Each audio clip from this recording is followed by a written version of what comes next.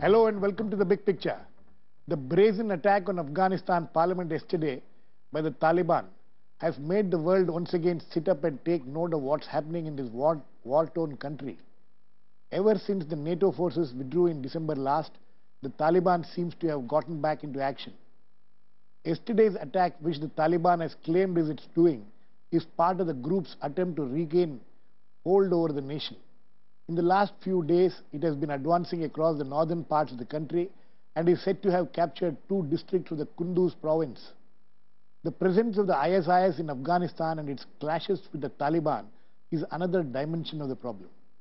Meanwhile, the Afghan army and police, both without the support of the NATO forces, seems to be fully stretched to their limits to tackle the twin dangers caused by Taliban and ISIS. Is Afghanistan slipping back into chaos? How will all this play out in the coming days, weeks and months? Is the Afghanistan government capable of tackling the situation? What's the role being played by Pakistan and now China and Russia? And how should India deal with the situation? We will discuss all this today with Vivek Karju, former Indian ambassador to Afghanistan, Rana Banerjee, former Special Secretary, Cabinet Secretariat and a security analyst, Dr. Radha Kumar, Director General, Delhi Policy Group, and Anand Sahai, Coordinating Editor, Asian Age. And on the phone line from Kabul is Syed Anwar, a reporter for the BBC. Welcome to all of you. Syed Anwar, I would like to come to you first.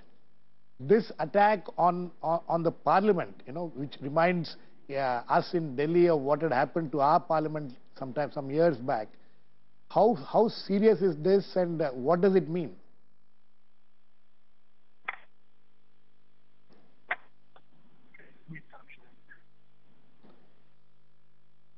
Syed, I think we have lost that. Have we lost that line? I think we have lost that line.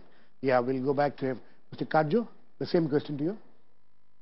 Look, I think in purely tactical terms, it shows that the Taliban have the capacity to penetrate both intelligence rings in Kabul, set up by the government and its agencies, as well as the defense rings in Kabul. So therefore, it is something which has to be taken seriously, and it was only fortuitous that no damage was caused. Yes. Of course, operationally, the Afghan unit that was there responded very well. That is. But if you see the video of that, it's inside the parliament, inside the chambers, you could see the... No, naturally, I mean, it was a very serious thing. But I think we've got to go a little deeper. What it shows quite clearly is that fundamentally, the Afghan core has not given up its basic aim of converting Afghanistan back into an Islamic emirate. Second... Sir, sorry, I think we have got Syed Anwar on the line. I'll come back to you after this. Syed Anwar, did you hear the question which I asked earlier, or what does this attack mean? The line was... What does this attack on the parliament mean? Pardon, can you repeat, please? What does this attack on the parliament mean?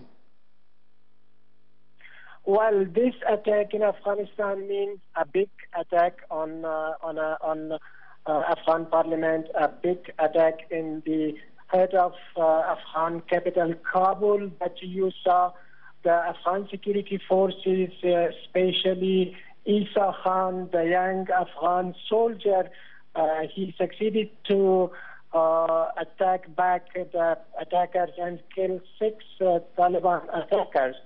It is giving another picture among the Afghan society, among the Afghan people, especially among those Afghans who are using social media. And now Afghans are discussing that despite such organized attack, Afghan security forces are in a position to fight insurgency in Afghanistan, but still some Afghans believe Afghan security forces need international community support and help. Okay. Please stay on, Syed. I'll come back to you. Yeah, please continue, Mr. No, so as I was saying, the first thing is that the Taliban have not given up their basic aim. Politically within Afghanistan. And second, I think, despite Ashraf Ghani's best attempts the Pakistani authorities have really not changed course, because I cannot believe that if they were serious, they could not take action, military action within Afghanistan to restrain the Afghan Taliban. They have the capacity to do so, but they are not exercising that capacity. The Pakistani authorities. Of course. Okay. Banerjee, would you agree with that? And how far this ISIS is also supposed to be, there, and these two forces are fighting each other. What is how is all this playing out there? The impact of the ISIS in Afghanistan is not so formidable. It is only in the context of the Taliban leadership's inability to control some of the splinter factions which are emerging, particularly those that have adhered to the Islamic movement of Uzbekistan or ex-Tajikistan movements. So that is a stray sort of an aspect for which they have been emphasizing that Mullah Omar's spiritual leadership is still important.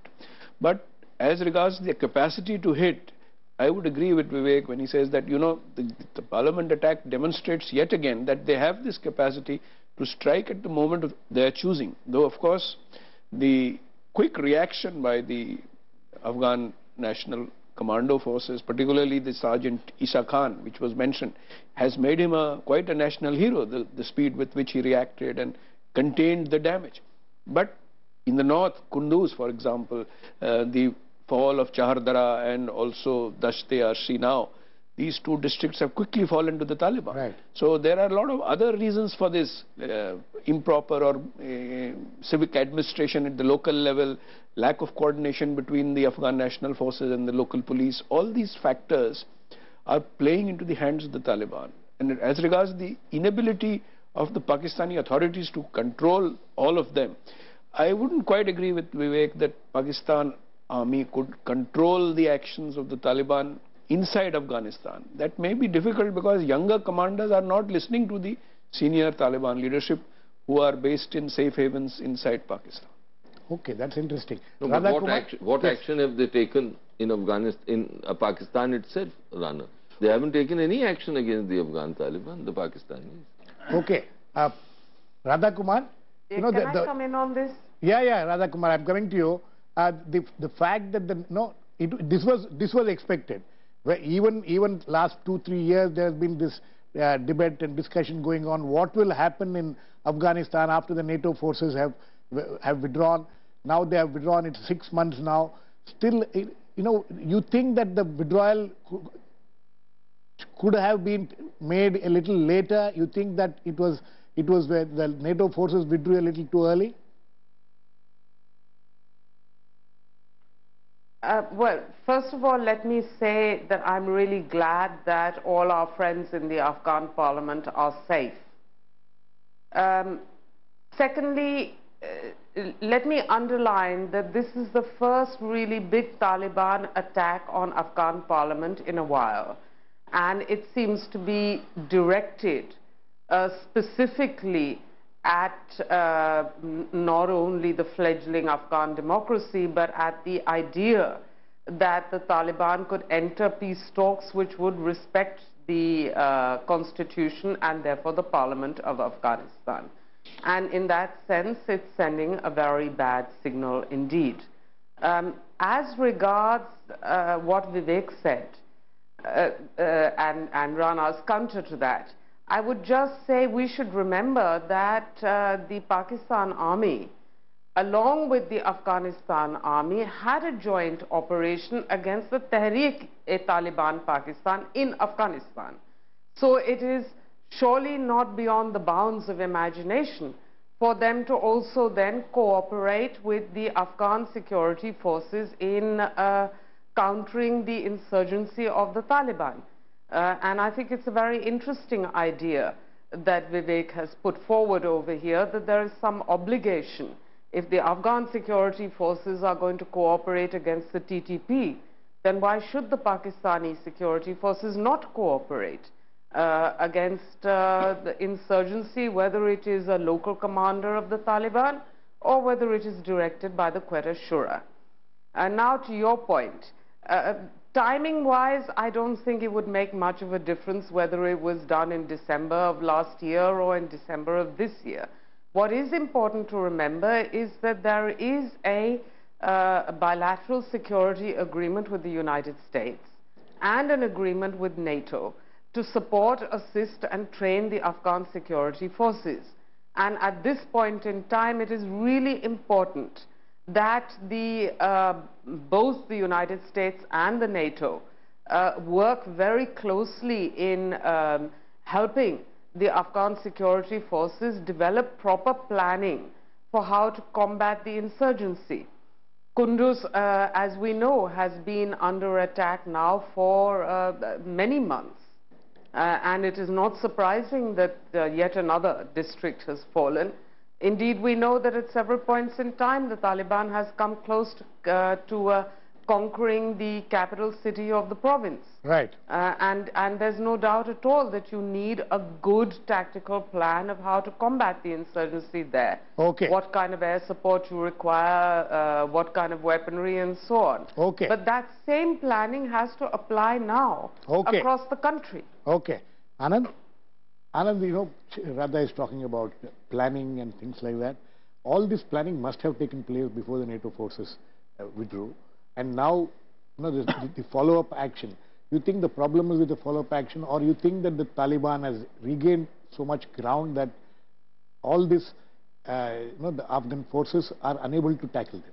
See, Girish, I think you've spread the mat canvas very wide. You've asked a very sort of wide range of questions.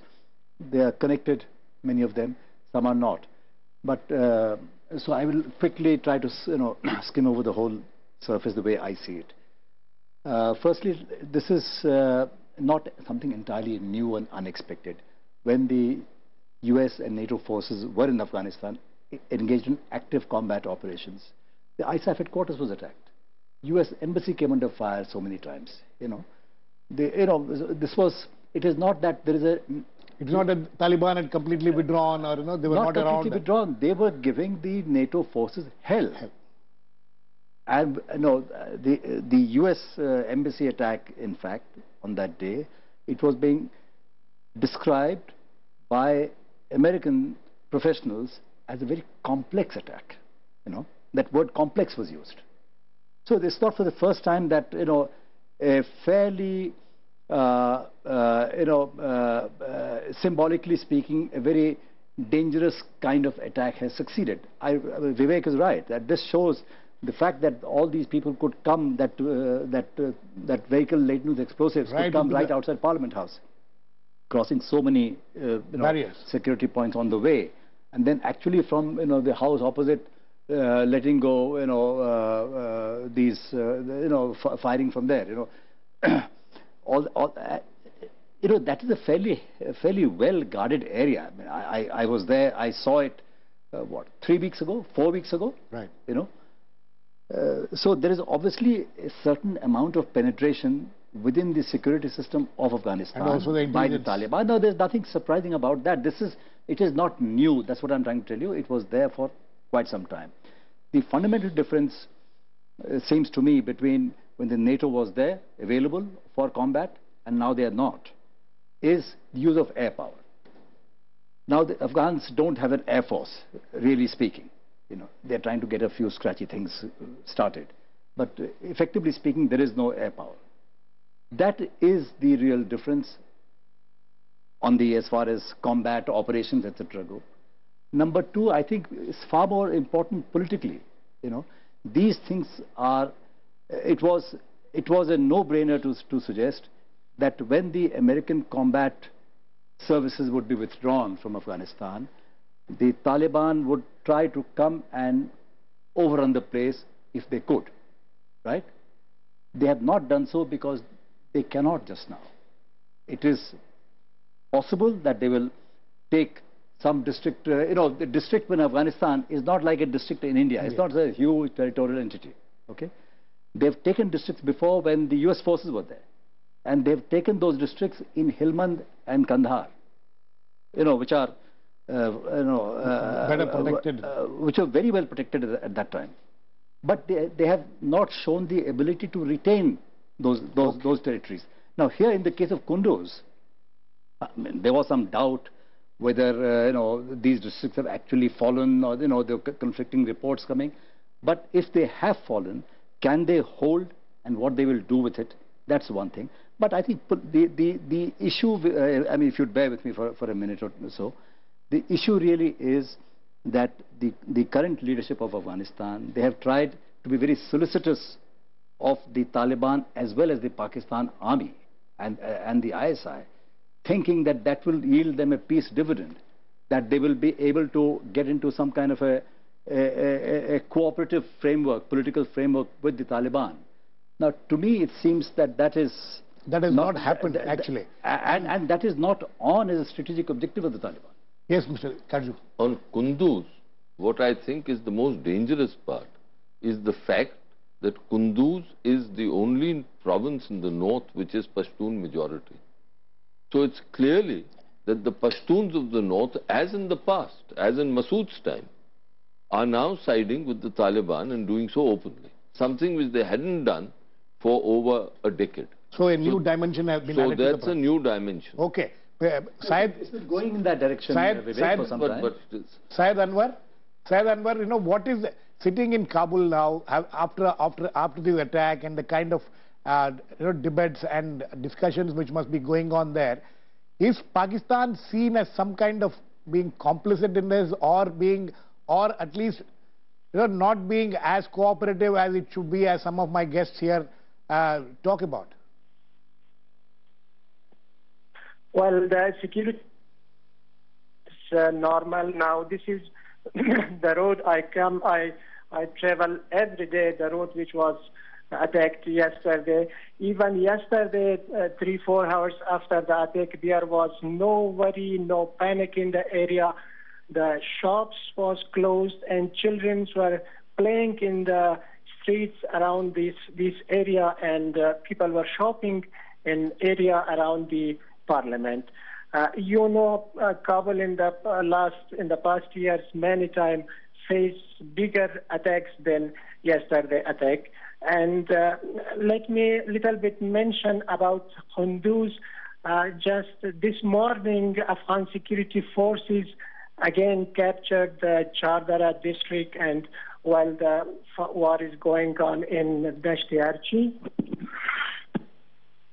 But after formation of the National Unity Government in Afghanistan, many Afghans, experts, and those who have an eye in the situation, they believe that with cooperation of Pakistan, the insurgency can be controlled in Afghanistan.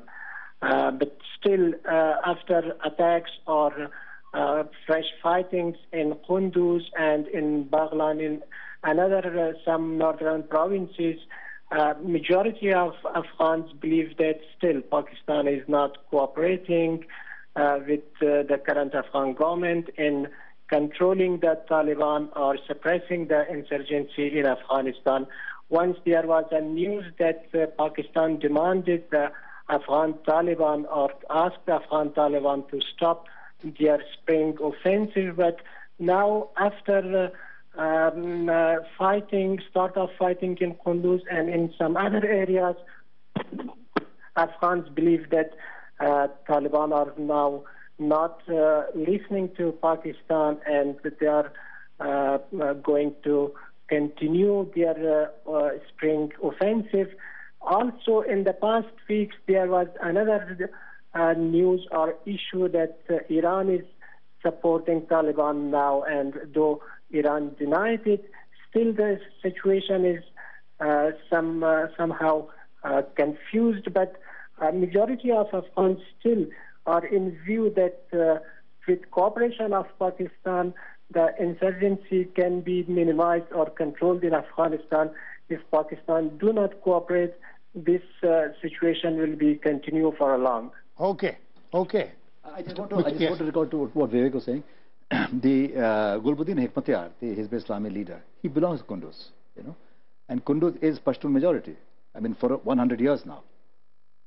It was relatively quiet, but for the past 5 or 6 years, there have been, accretion of Taliban strength, also his strength, And to the east of Kunduz, in Badakhshan, again, just like in these two Kunduz districts, they had taken a district there as well.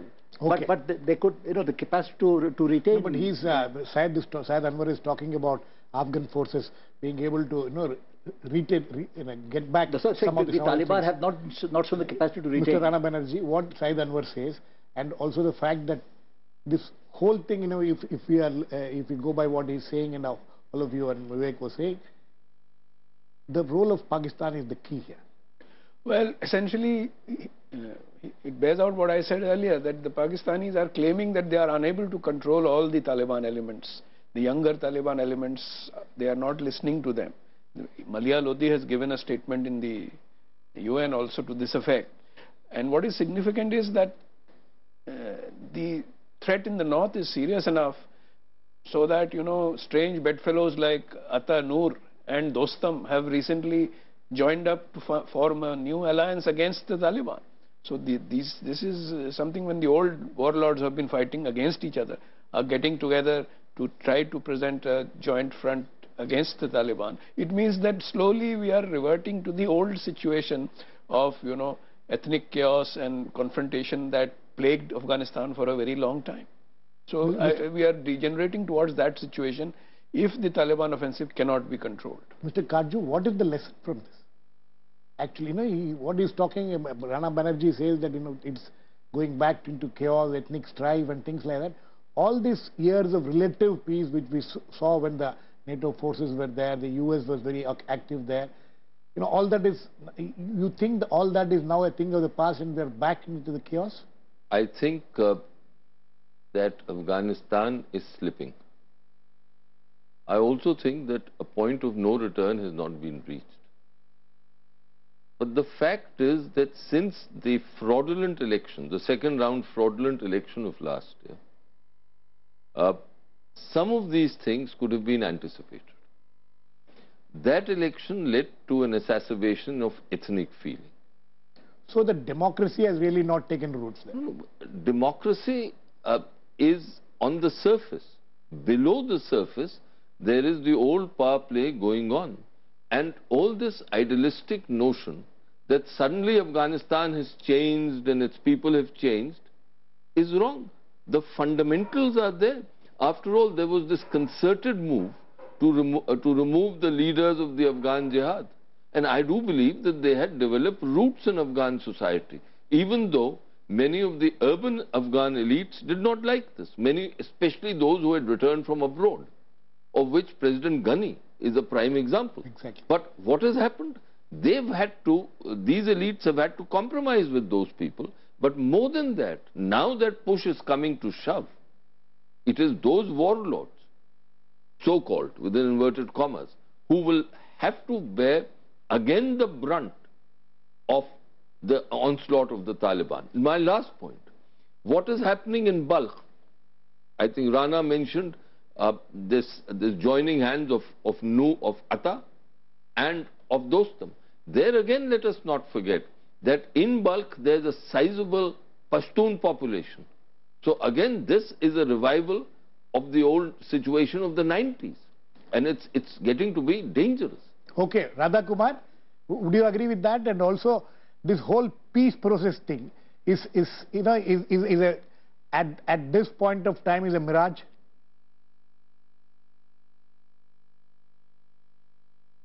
Look,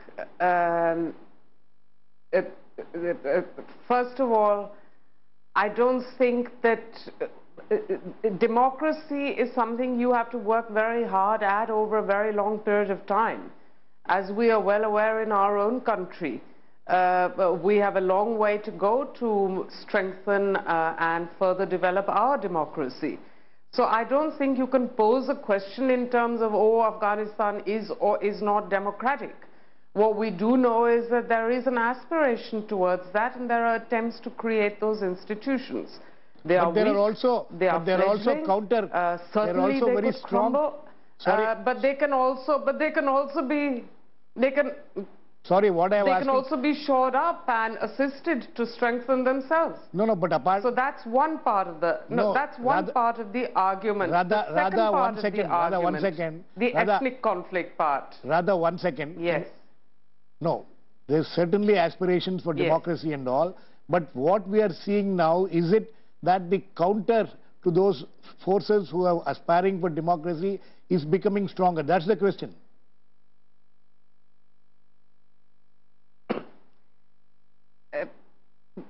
Yes, there has been a weakening. The transfer of power was not smooth despite claims that it was. We see many gaps and vacuums that are springing up into which different forces are stepping, and that is to be expected and should be no surprise to us. Now you ask the question about a peace process. Many people, it can be debated whether there has yet been a peace process or not. As far as the Taliban is concerned, efforts to reach out have been ongoing for the past 8 or 9 years. Very little has actually materialized. Pakistan recently has offered to help and said that they will deliver. And the question remains, whether or not they can counter the insurgency is a separate matter. What we do know is that they are in a position surely to bring some of the older leadership to the negotiating table. And that process is very, very slow, and we have not seen actually a substantive development in that regard. We've seen some lower level people, but we have not seen any high level people coming. Okay. And the real question here would be, supposing tomorrow some members or some of the top leadership of the Quetta Shura were to meet some of the Ghani appointed interlocutors, what impact would that have on the insurgency? Very likely the insurgency would actually exacerbate for a period of time. Okay. Because there's a lot of messaging, signaling, rebellions, internal power struggles and so on that are inevitable and that are ongoing. Okay. So we should not think that because there is a rise in violence, initiatives towards talks are at an end or come to an end. Okay. What we should understand is how very difficult and what are the huge obstacles and resistance towards it. Okay. Yes, Mr. Gaj. Look, there are certain realities. One, the Afghan Taliban are Pakistan's instrument. Pakistan is not willing to change that instrument. Two, the Afghan Taliban have not changed either theologically or ideologically. They cannot share power. So therefore the conclusion is inevitable that those who aspire for some kind of a miracle, of a compromise, of negotiations, I think are not living in reality. Okay, these are people of the 7th century who are unwilling to change. Okay, but very quickly we have discussed the Rana Banerjee. How does India deal with this situation? Very quickly, we are running out. In the context of the developing ethnic, schisms, we need to patiently wait and watch these things closely. And we should not panic about the extent of Pakistani influence or, improvement in relations with, the new government in Afghanistan, because this will unravel. Because Pakistan may not be able to deliver on what all they have promised to the Ghani government. Okay. Anand, same question, very quickly. No, but there has to be something in the backdrop also. I think I'm not completely sure if this descent into chaos, that kind of thinking is entirely valid. The fact that Dostum and Atanur are coming together is not only is not only a sign of the Taliban gathering together more than before, more easily than before. The fact that the Ghani leadership is being seen as weak. Ghani leadership is being seen as having compromised deeply with Pakistan, and as a reaction to that, it's a political reaction to that. Many former so-called warlords who are anti-Taliban and also anti-Pakistan, they are trying to do what they can to form their own front. Okay, I think. But this descent into chaos, I'm not sure, and I'm not sure about the democracy. It's not a case of descent into chaos, but the present political structures are weakening. That is the whole issue. The government is weak. Anand, we are completely run out of time. It's a complex situation out there in Afghanistan, as this discussion itself has made it clear. Whether it is slipping into chaos or it is not, is something we'll have to wait and watch. We hope that it won't slip into a chaos as far as people of Afghanistan and all people living around are concerned. Thanks to all my guests. Please keep watching. We'll come back with another issue in the big picture same time.